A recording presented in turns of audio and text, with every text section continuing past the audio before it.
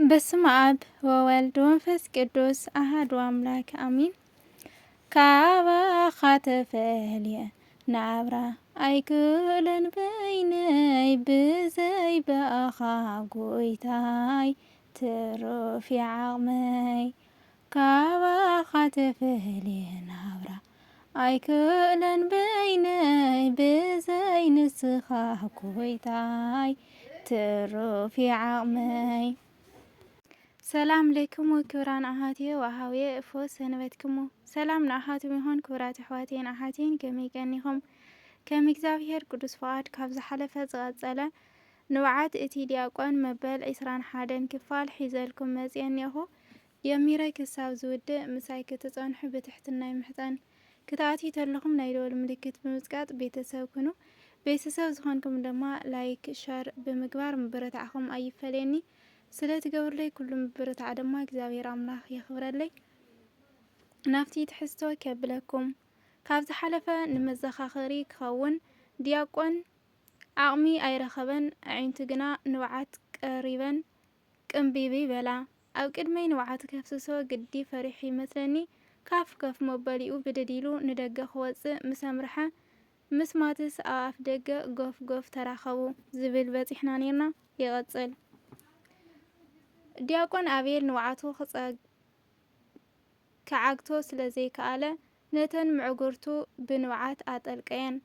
ማትስ ምስ ዲያቆን ምዝራብ ቁኑዕ ኮይኑ ስለ ዘይተረኣየ ድማ ኣቢ ናበይ ነቒልካ ደልየካ ስለ ዘለኹ ኣብ መደቀሲ ክፍሊ ጽንሐኒ በሎ። ዲያቆን ግና ኣይሰምዖን ማዕጾ ከፊቱ ንደገ ተዓዘረ። ማትስ ናብቲ ዘለኽዎ ክፍሊ ኣትዩ ኣብ ቅድመይ ግትር በለ። ፍርሃት ንውሽጠይ ኣካለይ ጥራሕ ዘይኮነስ ንመላእ ሰብነተይ እዩ ወሪርዎ። ኣብራኸይ ራዕዲ ወሪርወን ከንቀጥቅጣ ጀመራ። ብውሽጠይ ድማ እንተ ኣምላኽ ኣቦይ ኢለ ከይወዳእኹ ማትስ በለ። ጸሎተይ ገዲፈ ድማ ናብኡ ገጸይ ጠመትኩ። ኣብ ፊተይ ዝነበረ ሳሎን ከፍ ኢሉ ሚሊ እንታይ ከም ዝበልክዮ ኣይሓተክን፣ ምኽንያቱ ንዲያቆን ዓርከይ እንታይ የሐጉሶ እንታይ ከየብክዮ ስለ ዝፈልጥ። ብዝኾነ ግን ታዊኪ ጊዜ ኣይነበረን። መጀመርያ ኩነታት ክትፈልጥ ከተጻሪ ነይርኪ። እዚ ኩሉ ዝከላኸል ዝነበርክኮ ነዚ ከይመጽእ ኢለ እየ። ረሲዕዎ ዝነበረ ኣላዓዒልኪ ቁስሉ ጐዲእኽዮ ታዊክ ምሊ በለኒ ዓውታ ብዝተሓወሰ ድምፂ። ማትስ ንባዕሉ ገጽ ትኪ እዩ ተኣሲሩ። ዘረቡ እውን ብስምዒት ይዛረብ ከም ዝነበረ የፍልጥ። ዝነበረኒ ፍርሒ ክስምዐኒ ጀመረ። ብዛዕባ ሰምሃል ከም ዝተዛረብክዮ ርግጸኛ እየ፣ ግን እንታይ ኢልክዮ በለኒ ማትስ ገጽ እሰር ኣቢሉ። ኣነ ድማ ማትስ ሓወይ ኣነ ዋላ ሓንቲ የበልክወን ሰምሃል ከመየላ ኢለዮ ጽብቐላ ኢሉኒ ክረኽባ ደልየ ምስ በልክዎ ድማ ገዲፉን እንደገ ወፂኡ። ብዛዕባ ሰምሃል ተሓትዮ ደኣ ንሰምሃል ትፈልጥያ ድኺ ኢሉ ሓተተኒ ማትስ። እረ ኣነ ኣይፈልጣን እየ ብዕላል እየ ዝፈልጣ እምበል በልክዎ ፍርሒ ብዝተሓወሶ። ማትስ ድማ ሚሊ ደቂ ኣንስትዮ እኮ እዚ እዩ ጸገምክን፣ ኣብ ዝኾነ ነገር ትህወኻ ኮይንኽን እዚ ሕቶ እዚ ቅድሚ ዲያቆን ንዓይ ክትሓትኒ ነይርኪ ተሃዊኪ ኣይጎራሕኽን ድማ በለኒ። ኣብዚ ግዜ እዚ ብጣዕሚ ስለ ዝሰንበድኩ ምንም ክብሎ ኣይከኣልኩን። ግን ብዛዕባ ሰምሃል ክልተ ነገር ክሓስብ ጀመርኩ። ወይ ንዲያቆን በዲላቶላ ወይ ድማ ብህይወት የላን ድማ በልኩ። እንተኾነ በቲ ክኸውን ስለ ዘይክእል ብዘይ ሕቶይ ድማ ንማትስ ክሓቶ ወሰንኩ። ማትስ ሓወይ ብርግጽ ኣቐዲመ ክገብሮ ዝግብአኒ እዩ ነይሩ፣ ግን ይቕሬታ ክምብል በለ እምበር ኣይተኸዓወን። ብዛዕባ ሰምሃል ግን ክፈልጦ ዝደሊ ሓደ ነገራት ኣሎ። በያኻ እባ ንገረኒ በልክዎ። ማትስ ድማ ሕጉስ ብዘይኮነ መንፈስ ትምስል እሞ ይጽንሓልኪ። ብዛዕባ ሰምሃል ምዝራብ ኣገዳሲ እኳ እንተዘይኮነ ግን ድሓን ክነግረኪ እየ እንታይ እዩ ክትፈልጥዮ ደሊኽ ዘለኺ በለኒ። ኣነ ድማ ብዛዕባ ሰምሃል ብዙሕ ኣሎ ክፈልጦ ዝደሊ፣ ግን ንጊዜኡ ድሓን ዝተወሰኑ ሕቶታት ክሓተካ ሰምሃል ኣብዚ ግዜ ኣበየላ በልክዎ። ማትስ ድማ ኣዕቕሚቑ ድሕሪ ምትንፋስ ሰምሃል ኣውዚ ከተማ ኣላ እሞ በለኒ። ኣነ ድማ ምስ ዲያቆን ደኣ እንታይ ረኺብዎም በልክዎ እንዳተሰከፍኩ። እቲ ታሪክ ነዊሕ እዩ ዋላ እኳ ዝጠቕመኪ ተዘይኮነ ደቂ ኣንስትዮ ምስጢር ናይ ምፍላጥ ህውከት ስለ ዘለክን ክነግረኪ እየ በለኒ። ዲያቆንን ሰምሃልን ደቂ ሓትነታት ኢና ኢሎም ብሓንሳብ ኢና ንኸውን ኢሎም ድማ ተመዝገቡ። በዚ ስለ ዝተመዝገቡ ድማ ትራንስፈር ብሓንሳብ ሓደ ገዛ እዮም ተዋሂቦም። እቲ ደቂ ሓትነታት ኢና ዝብል ሓሳብ ሰምሃል እያ ኣምፂኣቶ። ሓቂ ንምዝራብ ድማ ሕማቕ ሓሲባ ኣይኮነትን። ሰብኣይን ሰበይትን ኢና ኢልና እንድሕር ዳኣይናዮም ናይ ቃል ኪዳን ወረቀት ከይሓትዎም ስለ ዝፈርሐት እያ። ዲያቆን እውን ኣብኣ በፂሑስ ፈዚዙ ኣይነፍዐን። ፍቑራት ኢና ክንዲ ዝብሎም ሰምሃለ ቀዲማ ከምኡ ኢላቶም እያ ኢሉ ነቲ ቃል ይደጊምዎ። ድሕሪ ቁሩብ ግዜ ኢንተርቪው ምስ ተቆፀሩ ግን ዲያቆን ሓደ ሓሳብ ኣምፂኡ ከይንፈላለ ኢና እምበር ይዕርኽቲ ኢና ደቂ ሓትነታት እውን ኣይኮናን በሎም። ንሳ እውን ሰምሃል በዚ እንተዘይተዋሓጠላ እኳ መማረፂ ስለ ዘይነበራ ግን ከይፈተወት እያ ተቐቢላቶ። ኣብ ሎሚ ኮይነ ክሓስቦ ከለኹ ፍቕሮም ማራ እዩ ዘገርመኒ። ኣቢ ከም ትፈልጥዮ ዓብይ ለባም ሰብ እዩ። ሰምሃል እውን መልክዓ ሽኮር ጠባያ እውን ምስኪን እያ። ብፍላይ ንኣቢ ከም ንጉስ እያ ትሪኦ ነይራ። ኣቢ ድማ ልቡ ገርህ እዩ። ተንኮል ኣይፈልጥን። ከምኡ ድማ ንሰምሃል ኣይበሰለትን እምበር ልባ ገርህ እያ። ለባም ተንኮል ዘይትፈልጥ ቅንዕቲ ሰብ እዩ ዝብላ። እቲ ታሪክ ምልአልኪ ኣብ ሓደ ገዛ ስለ ዝነበሩ ምእንታን ከይንጋገ ቃል ኪዳን ንእሰር ኢላ ትብሎ ነይራ ሰምሃል። ዲያቆን ግና ነቲ ሓሳብ ኣይተቐበሎን። ቅርብ ንጽናሕ ቢያንስ ክሳብ ኮንጉራ ተባሂና ትምህርቲ ንጅምር ዓቕሊ ንግበር ኣነ ድማ ብዙሕ ጾር ኣለኒ ንዑ ክሳብ ዘራግፍ ተጸበይኒ ይብላ ነይሩ። ሰምሃል ግና ኣብ ሓደ ገዛ ኮይንኻ ኣይከኣልን እዩ ከምዚ ገይርና ክንኽእሎ ኢና ተዘይኮይኑ ድማ ብበይና ገዛ ንኾን ክሳብ ቃል ኪዳን ንኣስር በለቶ። ዲያቆን ሓደ ታሪክ ክዕልላ ጀመረ። ታሪኩ ድማ ናይ ቅዱስ ዲሞጥሮስ ኣዘንተወላ። ቅዱስ ዲሞጥሮስ ተመርዒዩ ምስ ሰበይቱ ኣብ ሓደ እናደቀሱ ክሳብ ዕለተ ሞቶም ከም ዘይተራኸቡ ዝገልጽ ዛንታ እዩ።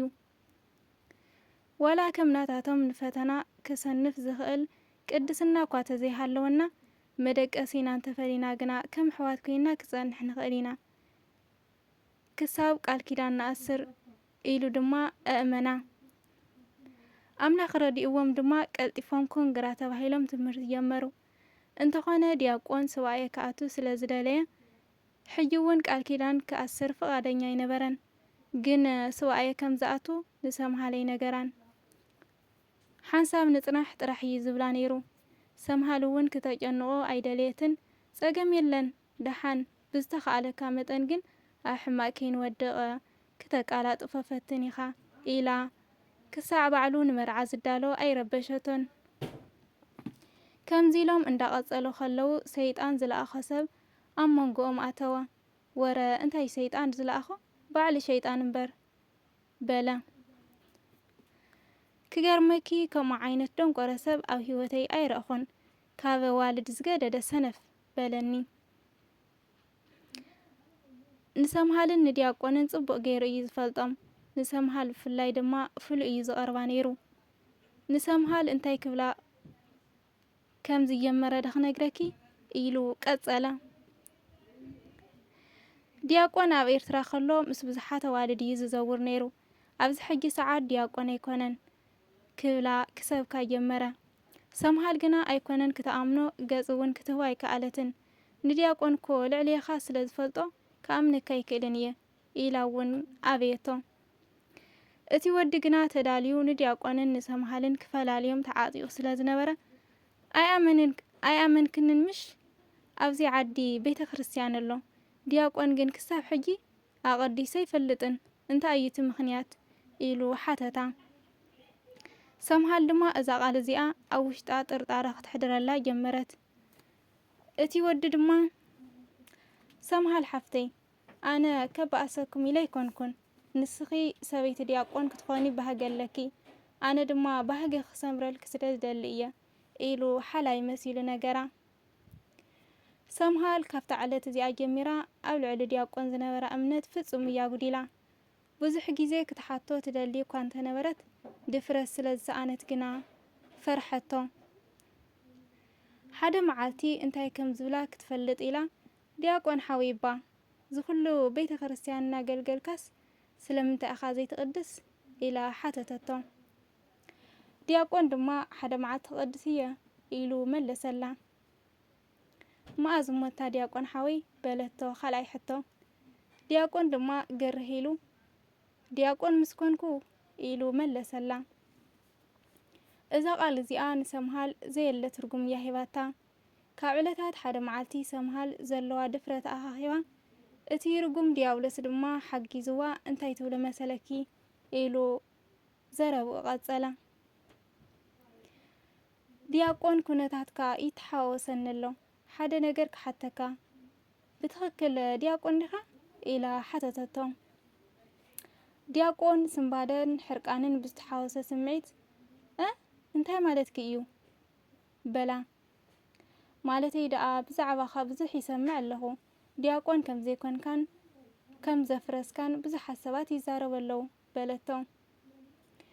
ዲያቆን ድማ ገጽ እስር ኣቢሉ ነድሪ ብዝተሓወሰ ዘራርባ ካባይ ንላዕሊ ንዕኦም ኣሚንክ ማለት ድዩ በላ። ኣይ ንዕኦም ኣሚነ ዘይኮነስ ኩነታትካ እውን የጠራጥረኒ ኣሎ እዚ ነገር እዚ ተሓዊኡ ዝተርፍ ነገር ስለ ዘይኮነ ባግኡ ተትነግረኒ እሞ ተራዳዲእና ዝሐሸተን ንገብር በለቶ። ዲያቆን ድማ ብጣዕሚ ክትሕዝኒ ኣብ ልዕለይ ዘለክ ክብረት ብኸምዚ ስለ ዝገለጽክለይ ድማ ምስጋና ይተቐበሊ በላ። ዝገርመኒ ነገር እንተሃሊ ግን እዚ ቃልኪ ካባኸም ውፅኡ ብጣዕሚ ኢለ ሕዝን ትፈልጥኒ ይመስለኒ ነይሩ ግን ኣይትፈልጥንን ኢኺ ክትፈልጥ ግን ተመዘኒ ኢልክ እምበር ከምኡስ ዘይኮንኩ ሰብ ከም ዝኾንኩ ከርእየክ እየ በላ ዲያቆን ሕርቃን ብዝተሓወሰ ስምዒት። ንሳ ድማ ዲያቆን ዘረባይ ትተሓዋውስ ሓፃር ሕቶ እየ ሓቲተካ ቃል ኪዳን ንኣስር እንተበልኩኻ ዶ ንጽናሕ ገለ ትብል ቅዳሴ ዘይተቐድስ እንተበልኩኻ ድማ ዲያቆን ኣያኸልኹን ክሻብ ዝኣክል ትብለኒ። ኣብ ርእሲ እውን ዝፈልጡኻ ሰባት ብዙሕ እዮም ብዛዕባኻ ዝዛረቡ እንታይ ክብለካ ደሊኻኒ በለቶ። ሰምሃል እውን ነድሪ ብዝተሓወሰ ዘረባ። ዲያቆን ድማ ኣነ እኮ ዝገርመኒ ከመይ ጌርክ ዲ ክትሪእኒ ከመይ ዓይነት ሕሱር ሰብ ኮይነ እየ ዝስምዐክ ዘለኹ ንስኺ ግን ሓንቲ ረሳሕ ሰብ ኢኺ ካብ ዝግስ ዲያቆን እየ እቲ ማዕርግ ከማን ምኸበደክ ነይሩ ከምዚ ዓይነት ሕሱራት ቃላት ክተውፅለይ ኣብ ዝኾነ ይኹን እዋን እውን ሓሲበ ይፈልጥን እየ ብጣዕሚ እየ ሓዚነ በላ ዲያቆን። ካብ ዝገርመኪ ኣብ ክልቲኦም መንፈስ ሰላም ዝበሃል ሃደመ ክልቲኦም ሕርቃኖም ጥር ዝበጽሐ ከዝሕሎምን ከስማዓምዓምን ዝኽእል ሰብ ስለ ዘይነበረ ድማ ሰይጣን ዓብዪ ዕድል ረኺቡ ብሰምሃል ብፍላይ ተጣዒሳ ዘይትወፅእ ቃል ክትዛረብ እዩ ገይርዋ በለኒ ማትስ ገጹ እስር ኣቢሉ።